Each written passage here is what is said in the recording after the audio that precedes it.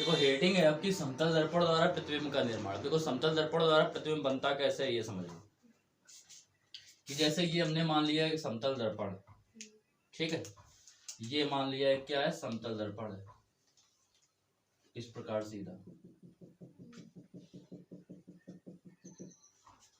अब इस समतल दर्पण में क्या है कि एक तरफ एक वस्तु रखी गई है, ये एक वस्तु है, बिंदु वस्तु O, ठीक है। अब इसका आपको क्या करना है, प्रतिबिंब बनाना है और देखना है हमें इसका प्रतिबिंब जो है वो कहाँ पे बनेगा। तो देखो होता क्या है, जैसे इससे एक वस्तु से प्रकाश की किरण चली तो एक तो ये सीधी जाएगी, सीधी जाने वाली प्रकाश किरण हमेशा सीधी निकल जाती है, ठीक है, बात समझ में आ रही। दूसरी प्रकाश किरण ये ऐसे जाएगी और ऐसे परावर्तित हो जाएगी, इसका विलंब यहाँ पे होगा, ठीक है, क्योंकि ये यहाँ पे सीधी क्यों गई है, विलंबवत जो जाती है प्रकाश किरण वो क्या होती है, जैसे सीधी जाने वाली प्रकाश की किरण और ये परावर्तित होकर क्या होती है, उसी मार्ग में ऐसे वापस लौट आती है। क्यों लौट आती है, क्योंकि हम लोगों ने पढ़ा है प्रकाश में कि आपतन कोण सदैव परावर्तन कोण के बराबर होता है। तो यहाँ पे ये अभिलंब पे गई, जैसे ऐसे प्रकाश की किरण ये परावर्तक तल था, इस पे प्रकाश किरण ये अभिलंब है, इस पे प्रकाश किरण दूसरी आपतित किरण इसी पे आ रही है, तो अभिलंब और आपतित किरण के बीच बनने वाला कोण आपतन कोण कितना है, 0 है। तो परावर्तित किरण भी इसी से वापस होके जाएगी, क्योंकि उसके लिए परावर्तन कोण भी तभी क्या होगा, 0 होगा, और दोनों का मान बराबर होना चाहिए, तो इस प्रकार ये दोनों बराबर हो जाएंगे। अब देखो ये जो सीधे गई, अब इसको क्या करेंगे, ये वाली गई, ये तो हमें सीधे जा रही थी उस तरफ, जितनी दूरी पर ये थी वस्तु, अगर ये x दूरी पर है तो ये भी यहाँ पे x दूरी पर होगा और ये यहाँ पे मिलेगा। दूसरी आपतित किरण ये वाली जो ऐसे गई है, ये क्या होगी, इसको हम लोग पीछे की ओर बढ़ाएंगे। जब इसको पीछे की ओर बढ़ाएंगे तो ये जहां पर मिलेगी, जिस बिंदु पर मिलेगी, उसी को क्या बोलते हैं, उसी को बोलते हैं प्रतिबिंब। तो ये इसका प्रतिबिंब बन रहा है I पर, अगला प्रतिबिंब बन रहा है। तो मतलब प्रकाश किरण जितनी दूरी ये होगी उतनी ही दूरी ये होगी। तो समतल दर्पण द्वारा जो प्रतिबिंब बनता है वो वस्तु जितनी दूरी पर होती है दर्पण से उतनी ही दूरी पर दर्पण के दूसरी ओर बनता है, ठीक है। और कैसा बनता है, ये वास्तव में तो प्रकाश की किरणें मिल नहीं रही हैं, मिलती हुई प्रतीत हो रही, तो ऐसे प्रतिबिंब को क्या बोलते हैं, जो मिलती हुई प्रतीत होने से बने आभासी प्रतिबिंब बनता है। तो बिंदु के आकार का प्रतिबिंब बिंदु के आकार का बनता है, सीधा बनता है प्रतिबिंब, और कैसा बनता है, आभासी बनता है, ये इसकी कंडीशन होती है, ठीक है। तो इसकी परिभाषा कैसे लिख सकते थे, इसकी डिफिनीशन कि माना m1 m2 एक क्या है, उत्तल दर्पण है, ठीक है, माना m1 m2 एक उत्तल दर्पण है और एक बिंदु के आकार की वस्तु या बिंदु वस्तु O जो दर्पण से कितनी दूरी पर स्थित है, x दूरी पर दर्पण के सामने स्थित है, ठीक है। इससे एक अभिलंबवत एक आपतित किरण OB है या OA है, जो इस पर क्या होती है, पृष्ठ पर अभिलंबवत आपतित होती है, परावर्तित होकर क्या होती है, उसी मार्ग में वापस लौट आती है। दूसरी प्रकाश किरण OB जो कि पृष्ठ पर के बिंदु B पर आपतित होती है, परावर्तित होकर क्या करती है, ओसी मार्ग में वापस लौट जाती है।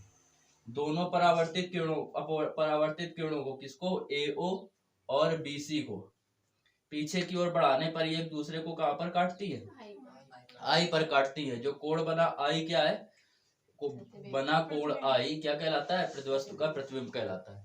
अब देखो हम क्या करेंगे कि ये हम कैसे पता करेंगे कि दूरियां समान होंगी, तो हमने डायरेक्ट आपको बता दिया कि समान दूरी पर होता है, लेकिन अगर हमसे कह दे कि प्रूफ, हम कैसे प्रूव करेंगे कि ये दोनों की दूरियां समान है, तो उसके लिए देखो समझो, हमें पता है कि ये वाला जो कोण होगा ये क्या होगा, ये अभिलंब है, अगर ये है आपका अभिलंब, तो अभिलंब और आपतित किरण के बीच बनने वाला कोण ये हो गई अभिलंब, और आपतित किरण के बीच बनने वाला कोण होता है I, और अभिलंब और परावर्तित किरण के बीच बनने वाला कोण होता है R, ठीक है। अब देखो ये अगर हम ऐसे देखें, ये अगर हम लोग मान ले O या मान ले P, तो PBC, ठीक है, OBP को ऐसे मगर ऐसे देखें तो देखो हमेशा याद रखना है, जैसे दो क्या कर रहे हैं, समांतर रेखाएं हैं और ऐसे कोई रेखा काट रही है, ठीक है। तो ये जो जेड बनता हुआ दिख रहा है आपको, ये जेड, तो ये वाले और ये वाले एकांतर कोण कहलाते हैं, ठीक है, एकांतर कोण कहलाएंगे, वो चाहे किसी तरफ जेड बने। तो यहाँ पे क्या बन रहा है, ये जेड बनता हुआ दिख रहा है आपको, तो जब जेड बनता हुआ दिख रहा है तो ये वाला I है, तो ये वाला भी कितना होगा, आई होगा, मतलब कोण PBO बराबर होगा कोण BOA के, BOA।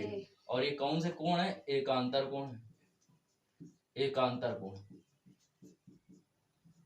ठीक है।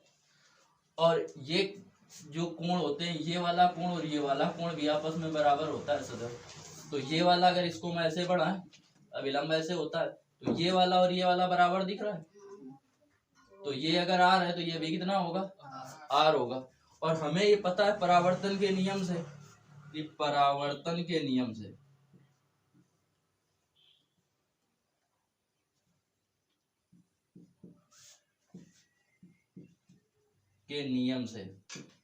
परावर्तन के नियम से कोण I आपतन कोण सदैव परावर्तन कोण के बराबर होता है। तो ये दोनों तो आपस में बराबर ही होंगे, मतलब ये I है तो ये भी क्या होगा? I के बराबर लिख सकते हैं, I बराबर है। अब लेंगे त्रिभुज, कौन से त्रिभुज में? BOA और BIA में, त्रिभुज BOA और BIA में, त्रिभुज BOA तथा त्रिभुज BIO में। BIO क्या है? समरूप त्रिभुज है, इतने समरूप त्रिभुज है। समरूप त्रिभुज वो त्रिभुज होते हैं जिनकी दो चीजें आपस में बराबर हों, ठीक है। और क्या हो? दो चीजें आपस में बराबर होनी चाहिए, तीन चीजें कोई आपस में बराबर हो। तो देखो ये वाला कोण बराबर है, ये इस पे 90 अंश है, ये भी इस पे 90 अंश है, दो चीजें बराबर हो गई। और ये वाली भुजा इस वाले त्रिभुज में भी है और इस वाले त्रिभुज में है, तो कॉमन भुजा है, तो किससे हो जाएगा बराबर? कोण भुजा से क्या होगा? ये दोनों बराबर हो जाएंगे, समरूप हो जाएंगे। तो समरूप त्रिभुज में जो संगत भुजाओं का अनुपात होता है वो बराबर होता है, ठीक है। तो समरूप त्रिभुज है, तो समरूप त्रिभुज में जो संगत भुजाओं का अनुपात होता है वो होता है बराबर।